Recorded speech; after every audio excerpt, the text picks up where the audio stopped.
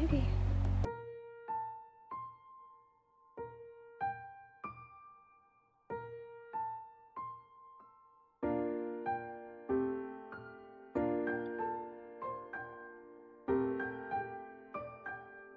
You feel nervous and fond of Cove.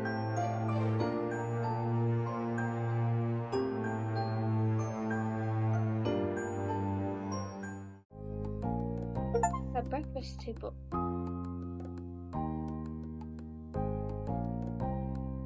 At the breakfast table, the next morning, you finished your food faster than usual.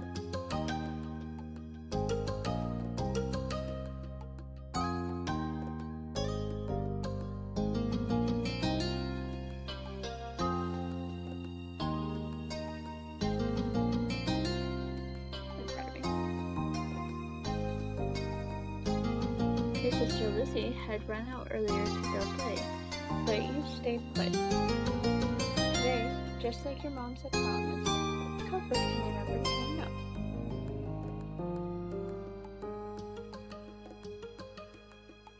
Excited to see your new friend again, Jamie? You nod, smiling slightly. How sweet. How sweet. I'm so happy you moved in. Okay. With that said, are you done with your breakfast? Yeah. Haha, I don't know, am I? Your bowl was entirely empty, so you nodded.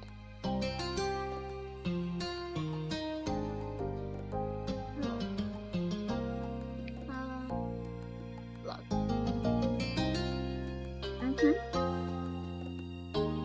Good job, he should be here soon. Cleaning up began, and then, on cue, there was a knock. It was a hesitant, like the person wasn't sure if they were in the right place. Still out though. We need to get a more obvious doorbell. I know. Jimmy, could you get it? Wriggling out of your chair without really pushing it back, you made your way to the door. Hey, Pine family, thanks for having us. Mr. Holden, as your moms have called him, and his son were here. Cove looked different in the bright light of your living room, and when he wasn't crying. With his dad standing in front of him, Mom and Mommy behind you, you and Cove looked at each other.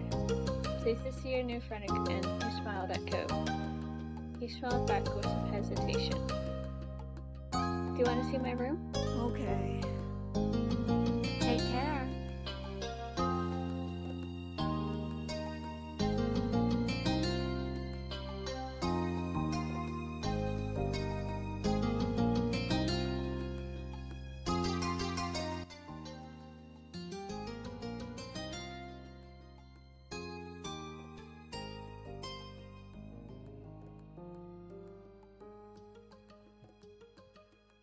Let us know if you need anything, you two. Have fun, kids. See you. See you later, son. Play nice.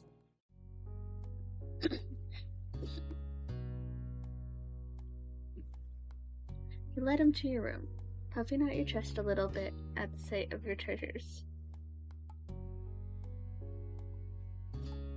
There were lots of stuffed animals, a cool bed, a window to look out. It was a great room. You hadn't had anyone to show it to in a while, but you were really proud. He leaned in a little closer to one of your drawings. Hello! On the wall. I like this. Me too. I drew that. Thank you. I don't. Thank you. We are playing Our Life.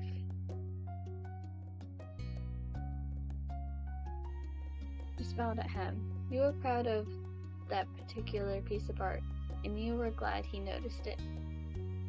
He turned to look around the room a little more, studying the books on your desk and the pictures on the walls.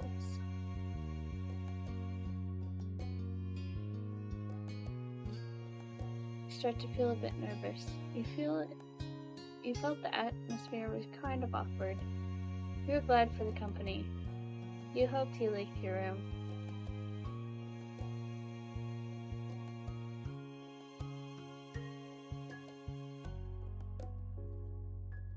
It was nice to have someone new to play with. Then his eyes landed on a teeny box of beach things he collected, tucked away by your door. Took a step towards it, before hesitating and pointing at it instead. What's that? A hoard of stuff I found on the beach. Oh. Do you have any driftwood in there? Dragging the box into the middle of the room, you and Co flopped down next to it. Yeah. You gestured to a piece at the bottom, still covered with specks of sand. Neat. This is a good collection. You got the sense that, from the tone of his voice, that he wasn't just saying it to be nice, or to be like, Silo. Shiloh? He actually meant it. Ah, Shiloh is coming over. Oh, Shiloh, it's a name. Shiloh? My sister's friend. He wants to, meet you. Do I have to see him? It'll be okay, I think. Here, I found a shell in the log end. He put out a seashell after seashell, explaining where you'd gotten each one and holding them up against the light. There were big ones, small ones, pink, purple, and orange. Most of them you washed off in the bathroom sink when you brought them home, cleaning off the sand. Over the past years, you've even learned some of the scientific names. The collection was so huge and varied that you had lots of fun stories to tell for all of them. Your voice faltered a bit. You kept going as best you could.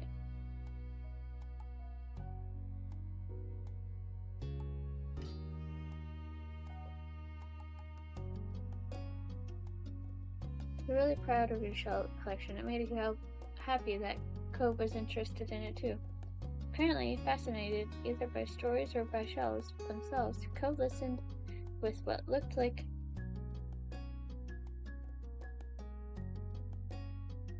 nice.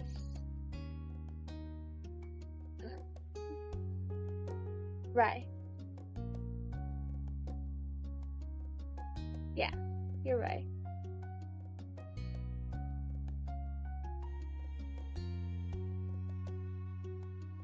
Not right. I'm so sorry to whoever you are. I don't remember your username.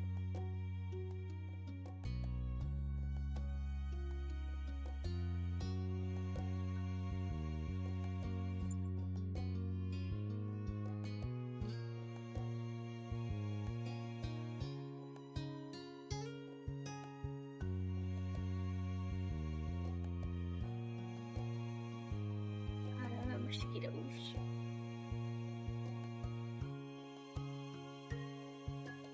Take a quick sip. But the stories shells themselves Cove listened but looked like full force of his attention.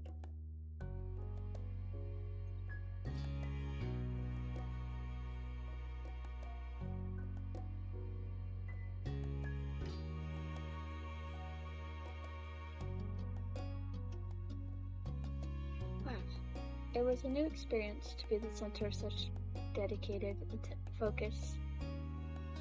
But Cove hadn't been mean to you, so you didn't mind.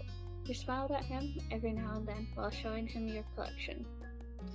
Kids, come down to the living room. You could tell the idea was making him unhappy, but Mommy wasn't giving you much of a chance to hang around. Cove hadn't been like this meeting you. You guessed it was because he thinks you found each other by accident, not that a parent made it happen. Mr. Holden must be right. that telling Cove his dad was part of the world. Mr. Holden must be right that telling Cove his dad was part of that would be a bad idea. Before you knew it, you'd both been escorted downstairs and closeted in the living room, ready for Charlotte's visit. The two of you had sat side by side on the floor of your home's entryway. I brought this box of shells. I want to keep looking at them. Great. Okay, but be careful. Should have asked. I will. You weren't sure if you could trust someone else with your treasures yet. So you stayed next to him while he opened the lid and peered inside. Cove reached in and pulled out a big orange shell. Oh? Like he hadn't spoken aloud yet, he turned to you and held it up, his eyes shining. I think this one is the best of them. That's my favorite too. I like a different one best. I can show it to you. You can take it.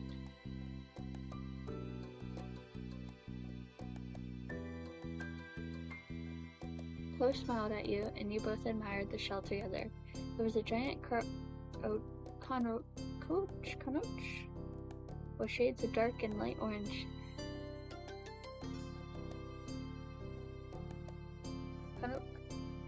Coach?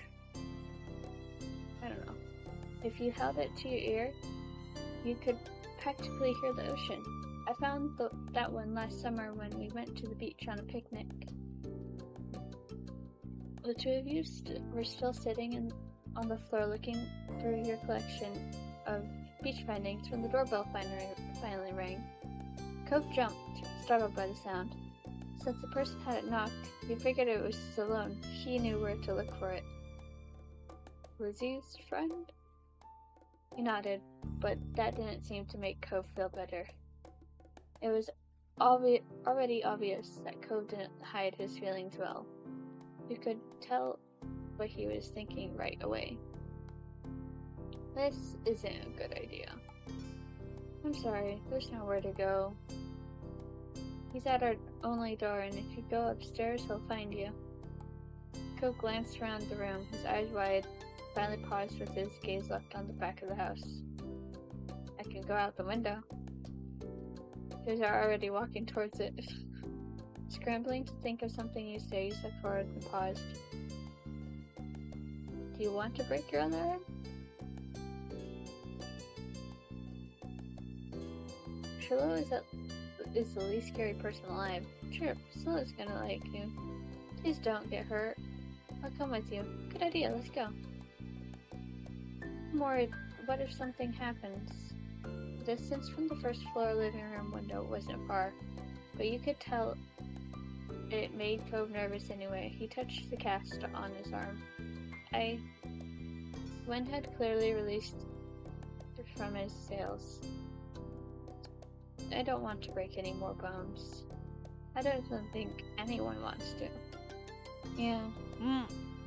But I don't want to see him. I don't know him.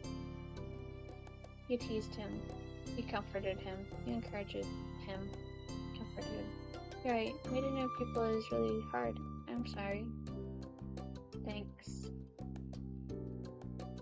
Scylla poked his head into the living room. It was impossible to know for sure if he heard what you'd been saying or not, but you guessed that he had. Hi! Hi, Jamie. And hi, Cove? Cove shot you an uneasy glance. Hi. I'm Stallone. It's nice to meet you. Yeah. You have a lot of freckles. Right, I do. What are you guys doing? We're looking at shells. Can I do it too? Cove shrugged, then looked back at your box of beach findings. What about that one? The plan for the afternoon, at least, as far as you were concerned, was to look at the beach thing some more. You weren't really in the mood to do much anything else, especially if Cove was having fun. You held out a recent find to Cove, scallop shell that was washed up on the shore. It's a pretty color, kind of like my cast. The beautiful, glimmering pink did look a little bit like the wreath around his arm. Pink is a nice color. Okay. Oh? Is it your favorite? Not really. What is? Maybe green or blue. It might be yellow. Ooh, those are all cool. I guess. I like those colors too. They are better colors. Not sure how to deal with this suddenly more awkward silence. You looked back at your shells. Awesome! Both of them smiled. Like usual, it didn't take long for Slow to get fidgety. Lizzie was his favorite. Without her around, Slow didn't seem to know what to do with himself. And Cove wasn't like your sister. He wasn't that much like you either. Is Lizzie coming back? Don't know. Aww. Where'd she go? I think she's at the beach, probably. Is she playing at her park? Cove's eyes lit up at the mention of the park. He looked towards you.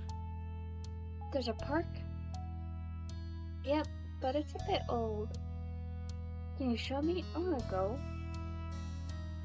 He started getting up before you had even answered, and Slow jumped up beside him in excitement. Really? You do, too? Right, Timmy? You do, really? You do too, right, Timmy? The park is fun. I love it. The park is pretty great. Yeah! Yeah, it's right at the beach, so there's lots of fun stuff to do, and lots of sand. It has a jungle gym and a bunch of swings.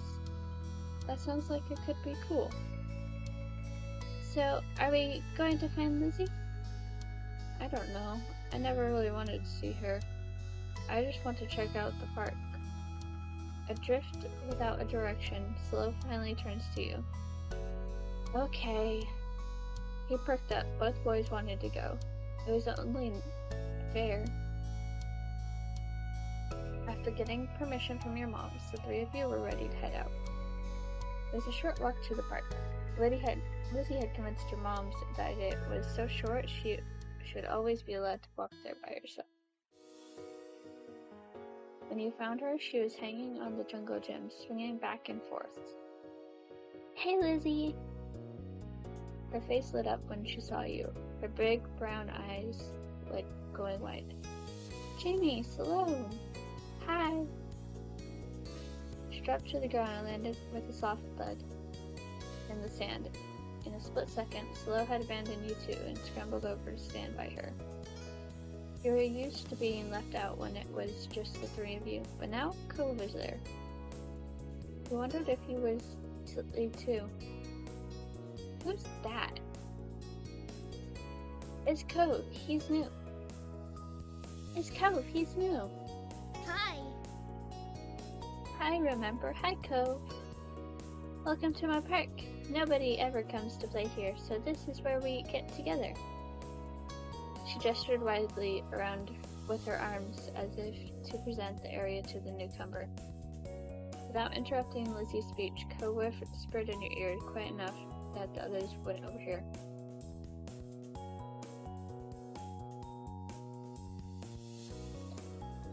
I thought kids couldn't own places like parks or hills. You couldn't help but laugh a teeny bit. When Lizzie continued talking, you took the chance to kick off your shoes and wiggle your toes to the warm sand. Nice, huh? In this neighborhood, I'm the one who comes up with ideas. You are? Uh-huh. Yeah, I am. Who else would handle the job? Lizzie's the oldest. By a lot. Mom said you're Jamie's age. Yeah. That's all. I'm still the only one in this group with double digits. What about the other kids? Other kids? There aren't any. We're the only kids here, and Slow is just visiting from another place. Not even tourists really bring their kids here. This is the land of ancients. Be careful that the oldies don't try to steal your youth. Oh. For a second, it looked like he might cry again. But something in his eyes shifted, and he looked back at Lizzie. What kind of old people, like moms and dads or grandparents? Grandparents who don't have kids. They hate kids. Why? We haven't done anything. Only some of them don't like kids. Stop saying stuff like that. You're gonna upset him. You interjected quickly, hoping Cove wouldn't start crying again. He sniffled, his forehead creasing with worry. Lizzie was staring Cove down, but Cove wasn't even looking at her anymore. He didn't seem to care that she was there. He went into his own head. Salo was the next one to speak, completely unaware of the situation. I met Lizzie and Jamie in school. You'll see tons of kids there once summer's over. I don't want to go to new school. I don't want summer to end. Slow didn't look down to the dirt. He hasn't had much luck striking up conversations with Cove. I like summer vacation a lot too. All the building tension in the room suddenly vanished when Lizzie laughed. At Slow's discomfort, how weird she thought Cove was, at something else entirely. He didn't really know, but she laughed, face scrunching up. Okay. Welcome to Sunset Bird Cove. Welcome to Sunset Bird Cove. Take a seat. Put up your feet and get used to it.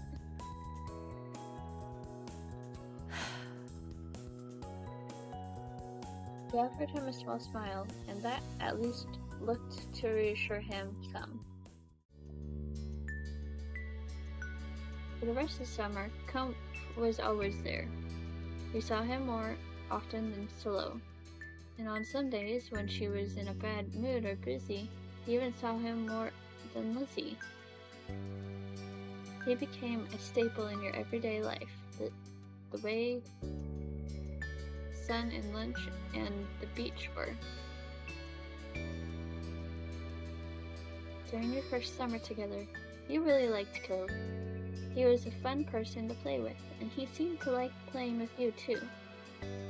Of course, that was only the start of things.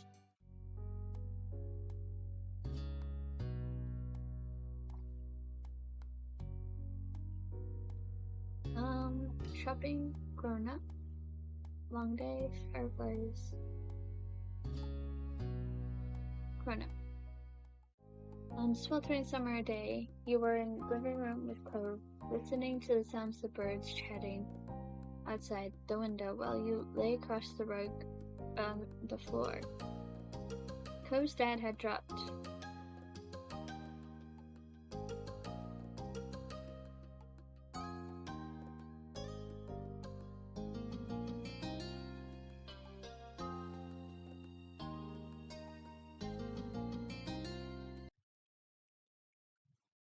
Oh, darn.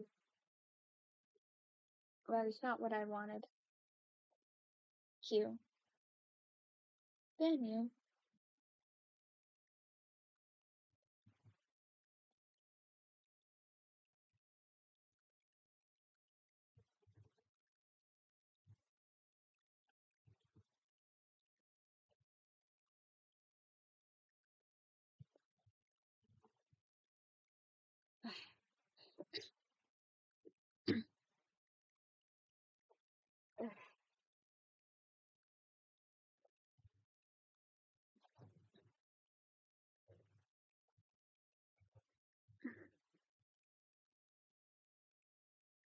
load up the game again. Because we didn't save, we gotta go for our last save point.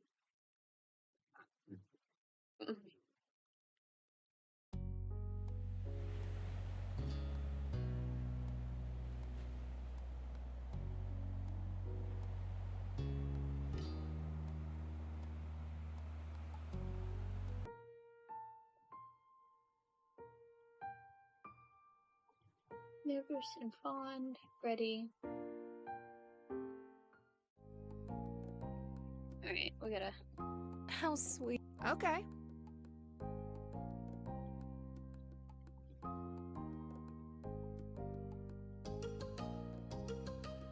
Take care. See you.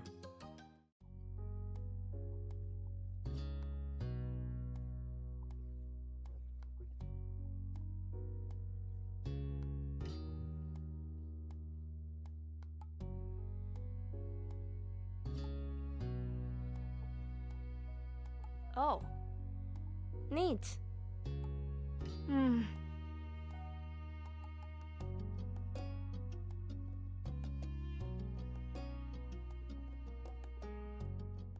Um.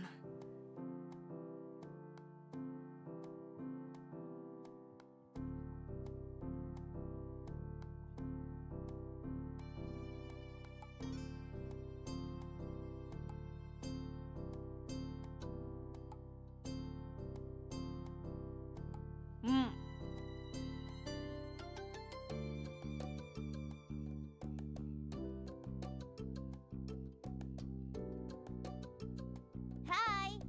Hi. Can I do it? Oh?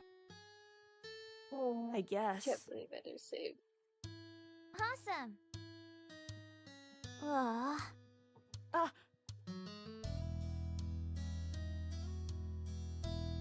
Yeah.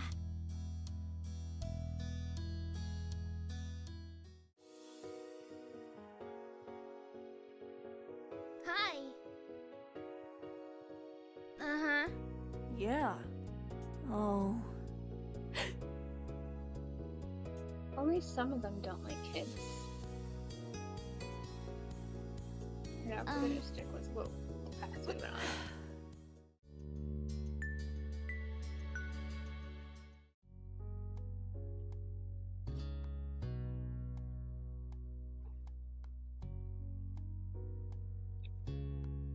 Alright, we're grown up. On one sweltering summer day, you were in the living room with Cove, listening to the sounds of birds chattering outside the window while you lay across the rug on the floor. Cove's dad had dropped him off earlier, and your moms had left the two of you alone with Lizzie to play amongst yourselves. It hadn't been too hot to go outside in the afternoon, at least according to Mommy, so your sister was starting to get impatient, waiting for her golf class that evening. The three of you had trouble finding something to do. The beach and the playground were off limits, and you felt that it was too warm for anything like playing with your fuzzy toy animals.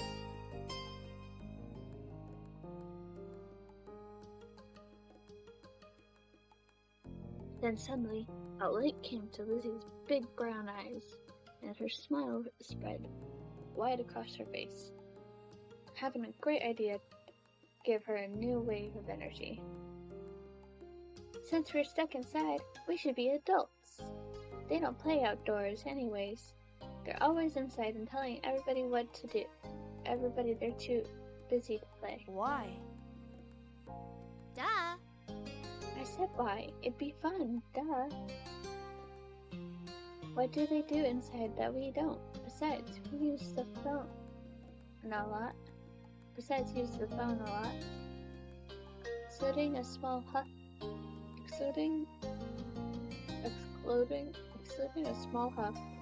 Z decides to ignore Cove. What do you think? Amy, what do you think? Do you want to? Cove said it doesn't sound fun. I bet we can come up with something. I don't know. I want to. See, Sydney, when have I ever had a bad idea? Whenever we play with you. I wasn't asking you. I'll try it. But that sounds boring. Okay, I'll stay. You keep hesitating. You look down at your hand, still unsure. Apparently tired of waiting for you to make a decision. Lizzie, waiting for you to make up your mind. Lizzie sighed. Fine, go play over there, Jamie. You flinched from her raised voice. It definitely wouldn't be fun to join now. Me and Cove will do it ourselves. It's decided. He looked back at you regretfully. I guess. Now go on. Nodding goodbye to the two of them, you trailed off to find something else to do. But he promised Cove stay put with Lizzie for the next couple hours while you watch TV, go before read a book.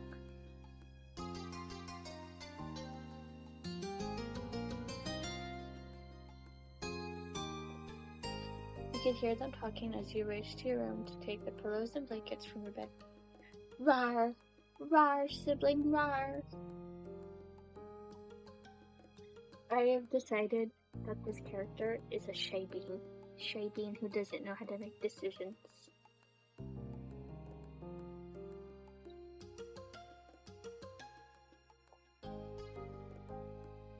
You could hear them talking as you raced to your room to take the pillows and blankets from your bed. When you went back downstairs, you also took a couple of cushions from the sofa and found a spare blanket in the hallway cupboard.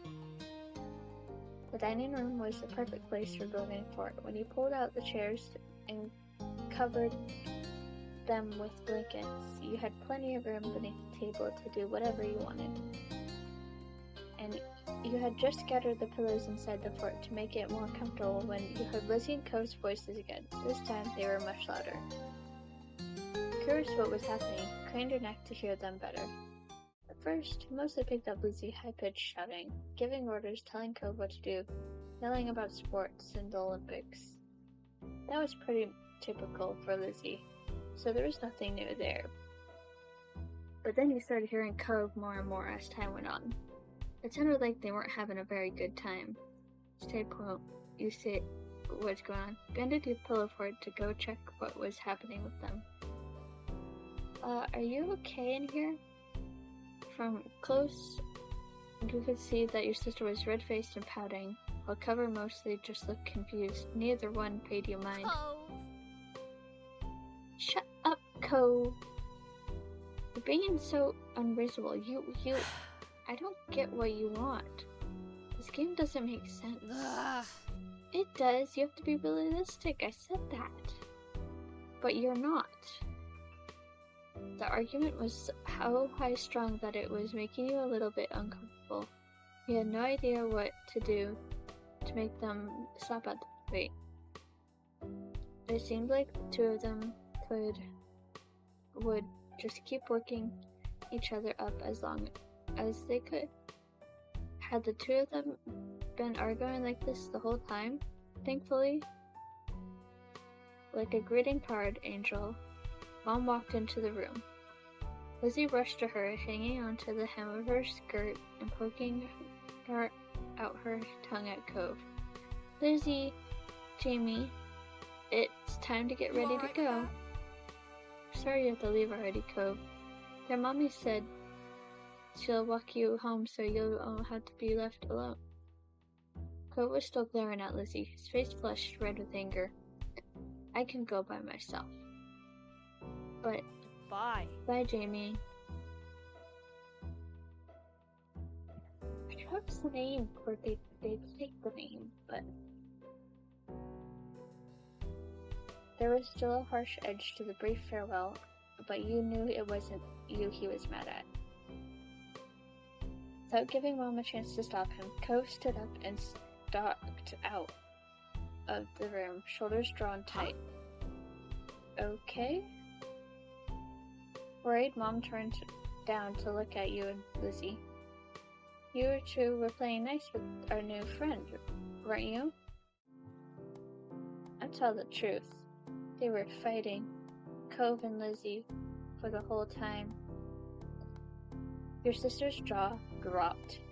looking betrayed as Mom put both her hands on her hips. Elizabeth! Oh shit. I told you to be kind to him. He's having a hard time right now. Lizzie's mouth closed back up, replaced by a teeny frown. I know I tried, but he was... That's enough. Nope. No buts. We both know you can show someone a great time when you put your mind to it. We're going to apologize to Cove and his dad over the phone when he gets home from work tonight. Lizzie hung her head, dragging a foot across the ground in front of her. Okay, Mom. Good girl. You got pieces of Lizzie sulking to herself about how it was his fault, too, but it was over. Alright, before we get to move on. Let's go, kids.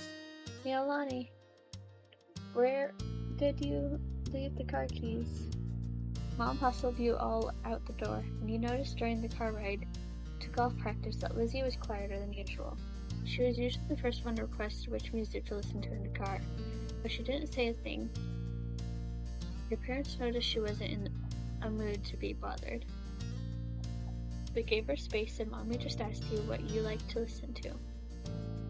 Pick your favorite song and always made the car ride more fun. You chose the soundtrack to a cool movie you saw a couple months ago. You chose the song Lizzie Night. Maybe to cheer her up. You were happy to see it brightened her up right away, and she started singing along with you. Soon enough, her bad mood was a thing of the past. When the car ride was over, you spent the twilight hour watching Lizzie hit things with other girls her age. You didn't know how much about golf, but you could tell she really liked it. So, you sat with your moms and tried to puzzle it out. It was nice sitting outside after being cooped up in the house all day, and you stretched out your legs to let the last few minutes of the sun warm your skin. When the sun was finally out of sight, dripping behind the horizon, you all got ready to leave. Instead of going straight home, your moms took your family out to dinner. When you went to a restaurant you had all been going to ever since you could remember. Earlier, you only caught the tail end of your sister's argument with Cove, but you could kind of tell that this all happened helped Lizzie be less angry. The car ride home was quiet, with only the radio providing escape from silence. Lizzie had been in a better spirits now, but the closer you got to your neighborhood, the more she wiggled on her seat and frowned out the window. She knew what was coming when you all got back home. She clearly was dreading it. Soon enough, Mom was turning onto your street, then reversing into the driveway. Once she cut the ignition, it was dead silent. No one spoke. No one unbuckled their seats and opened the doors. Lizzie was the last one out. No one spoke, only unbuckled their seatbelts and opened their doors. Lizzie was the last one out. Once everyone was inside and done taking off their shoes, she propped her hands on her hips. So? Now then, Mr. Holden's car is in his driveway, so he should be back from work. That's good news, isn't it, Elizabeth? You and Cove can hush things out before the day's done. Good, let's move to the kitchen. I skipped something. Lizzie didn't complain or put up a fight. Her head ducked so she didn't have to meet anyone's eyes. She nodded once. Mom went over to the house phone, the rest of you following behind her. Mommy put a gentle hand on Lizzie's shoulder as they walked side by side. You watched from the back. This was only happening because you told on Lizzie. You didn't regret it. You felt guilty, like you had betrayed your sister. You hadn't liked doing it, but had to. But it was her fault for doing it in the first place. Being a child didn't feel good. You wouldn't want someone else to tell your moms everything you did. Still, your mom had asked directly, and you wanted to be a liar even less. All four of you stood in the kitchen in a lopsided square. All eyes were on Lizzie, who kept her gaze on her feet. You remember the number for Cove's house, don't you, honey? Lizzie jerked her head in another nod, sullen without further prompting.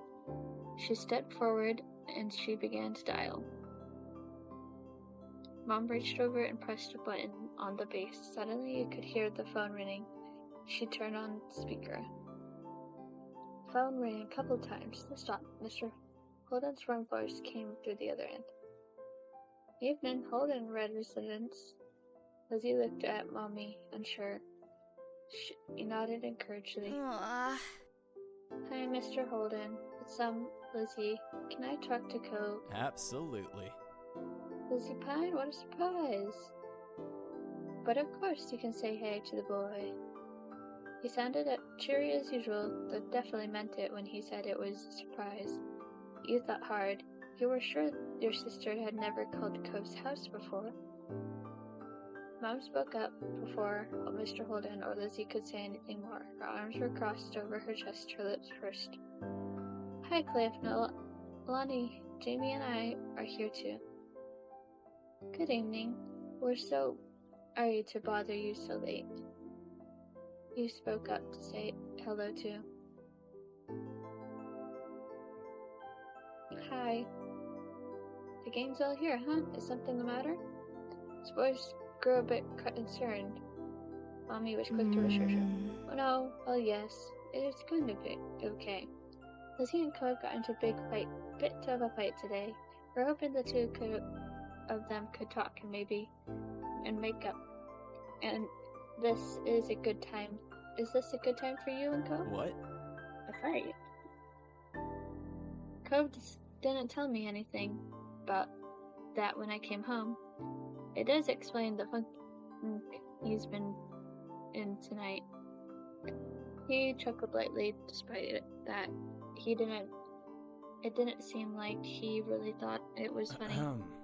Anyways, it's good you didn't catch us at a bad time. I'll go grab him for you. There is some shuffling on the other end. He must not have gone far, because you could still hear him calling out. Cove, there's someone on the phone for you. After a beat of silence, there was more muffled talking from Cove's dad. Come on, bud. Lizzie called just so you could talk Are to you to sure?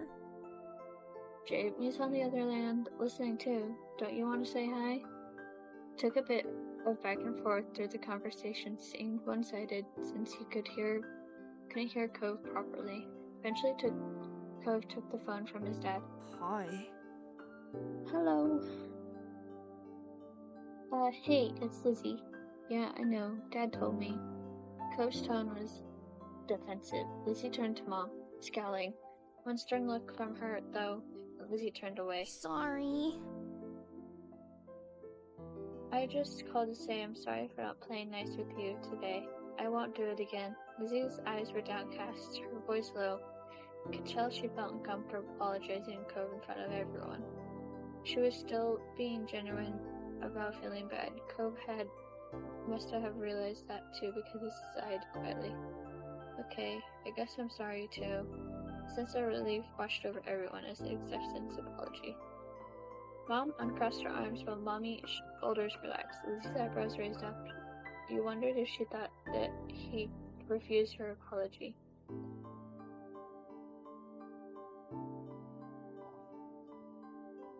Cove awkward about the situation. He'd come off uncomfortable the entire time, Yeah. really. You can go back to your room. Be sure to say goodbye first. Bye, Lizzie. Bye. Bye. Bye, Jamie. You perked up at the mention of your name. He smiled even if he couldn't see it. Bye, Cove. With that, Cove must have handed the phone back to his dad and left. Mr. Holden spoke up. That's a relief. All's well that ends well, as they say. Thanks for arranging this. I'm sure he appreciates it. His mom replied.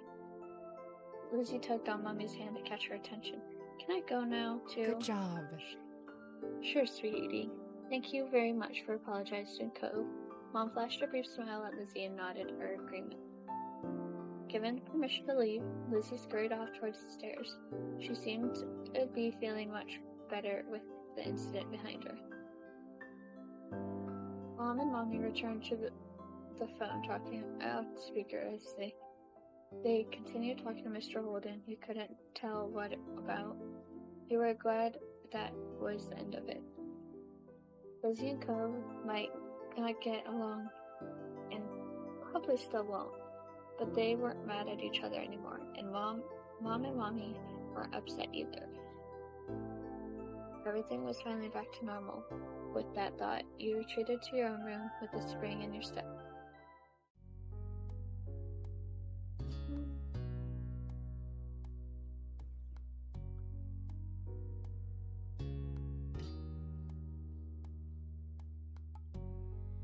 I think we're gonna redo Grown Up, say no, and see. We'll do it that another time. Shopping. Come back before it gets dark, alright, sport? A familiar voice drifted across the street, and you drew your attention away from the snail you had been watching inch slowly across the pavement. Cove waited in front of his dad, pushing his green hair back off his face. You know what?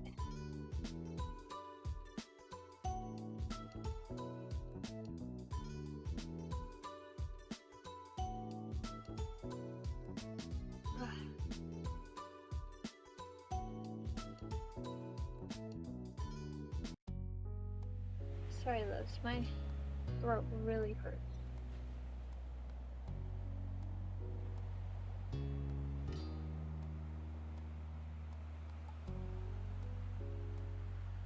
So, we'll continue tomorrow night.